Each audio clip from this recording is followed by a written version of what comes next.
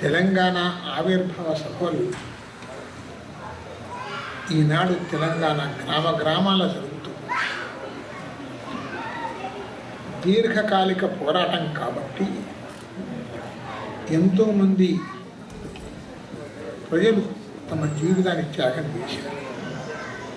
ఆ త్యాగాల యొక్క స్మరణ జరుగుతున్నది కాబట్టి ప్రతి గ్రామంలో కూడా ఉద్యమాలు జరిగాయి. ఆ ఉద్యమాల్లో చాలామంది ఎన్నో రకాలైనటువంటి యొక్క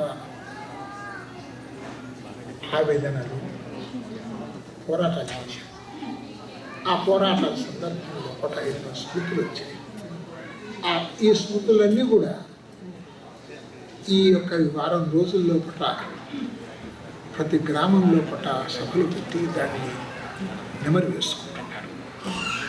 ఈ నెమరే ఈ రాష్ట్రం యొక్క సంస్కృతిగా మారుతుంది. చరిత్రను నిర్మించేది ప్రజలు కానీ చరిత్రను ఎవరో రాయరు. కాబట్టి తెలంగాణ యొక్క చరిత్రను గ్రామ ప్రజలు వలె వేసుకొని దానికి